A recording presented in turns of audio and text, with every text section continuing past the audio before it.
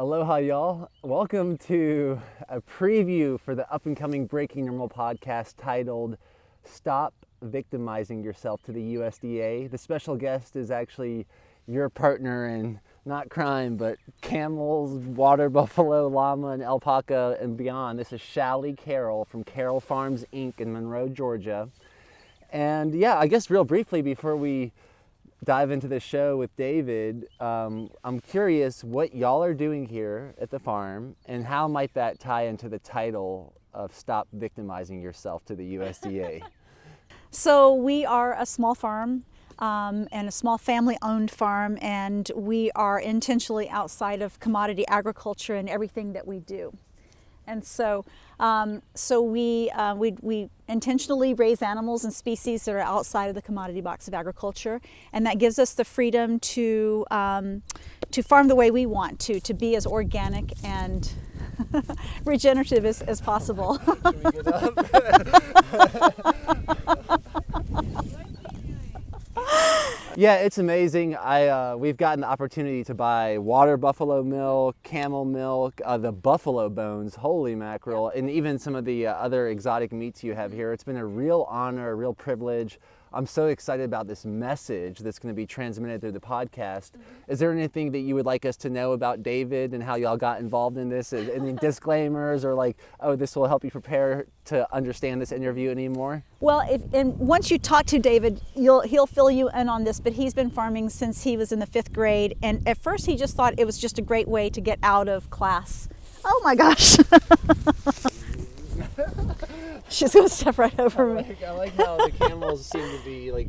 Now they're interested in hanging out with us. Yeah, they're just about. interested in hanging out with us, I think, so more than anything. So, so David has been farming since he was in the 5th grade, and he was in 4-H, and he did FFA and that kind of thing in high school, and so did I. I didn't do 4-H, but I was in the FFA, and I had, my dairy cattle and pigs and other animals like that, and so...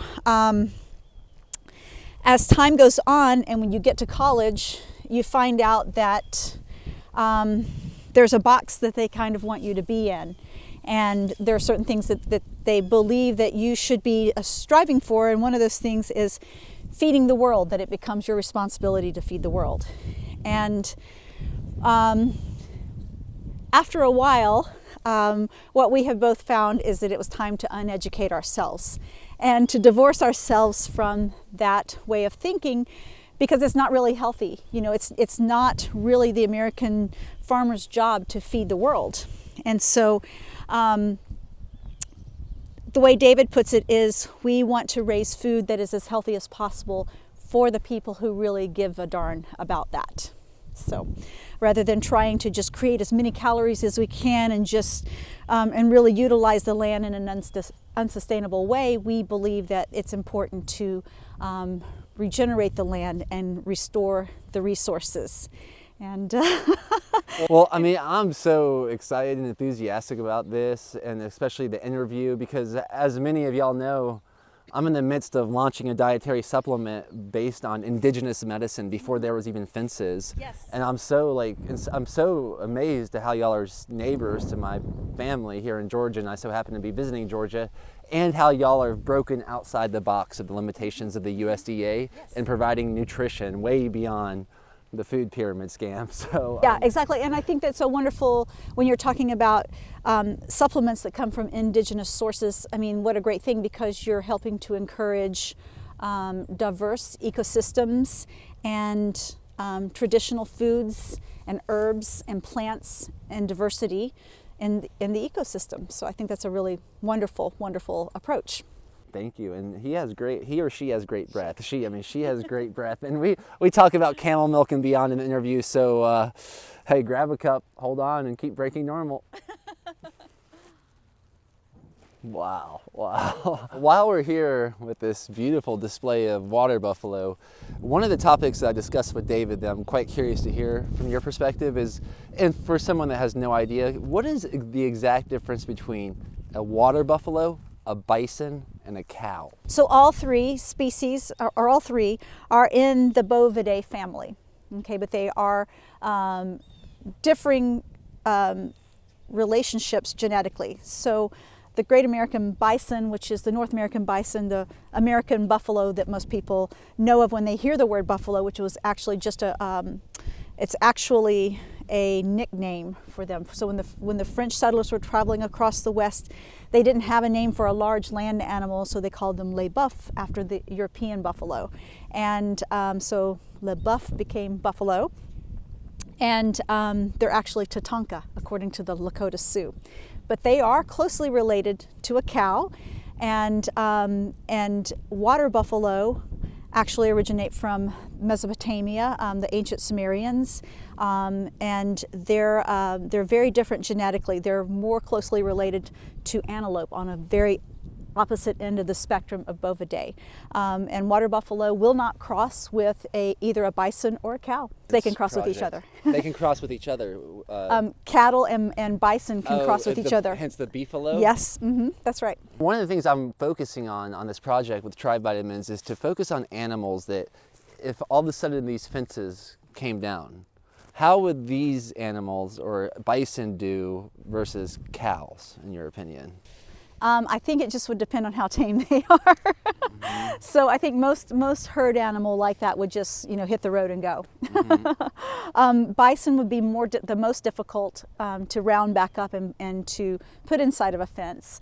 They are still truly a wild animal.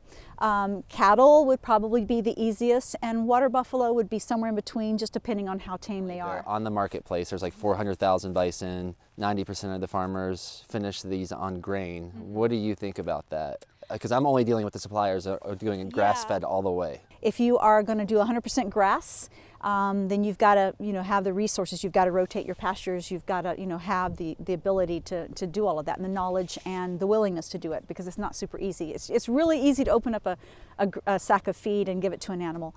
So when you grain finish an animal, you change that animal chemically because it's not species appropriate for their diet anyway. So ruminants should only be eating grasses and forages, but when you feed them grain, which is not natural for them, then their rumen has to create a separate digestive climate with bacteria in order to break down that grain. That is destructive to that animal's immune system. So animals that are finished off in feedlots are fed what they call ionophores, which are basically antibiotics and other drugs that keep them alive so that they can continue to eat that grain to the finish. Also, you get a lot of PUFAs, which are polyunsaturated fatty acids, which are harmful in many, many ways. Another thing that happens when you grain finish a ruminant animal is that they begin to lose their quantities of conjugated linoleic acid, CLA. And CLA is a fat in our bodies a dietary fat that helps our bodies to burn fat, but also to fight cancer.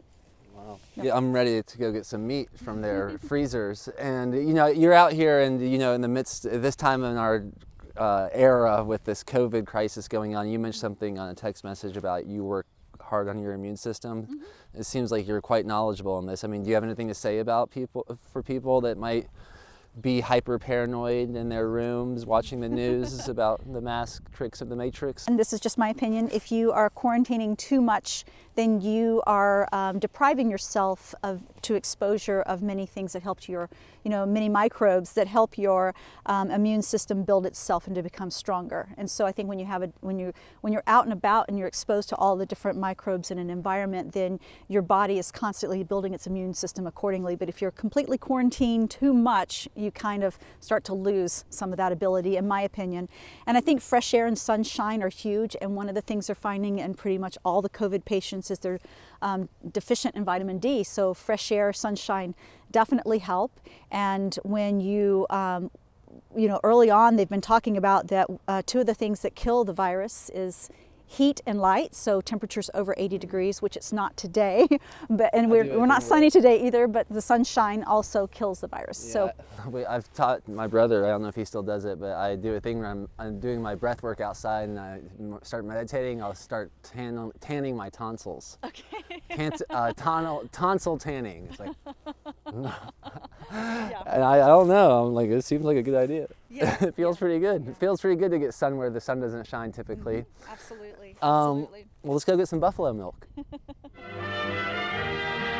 This boy and girl are going to be well equipped when the time comes to take their places as worthy members of adult society.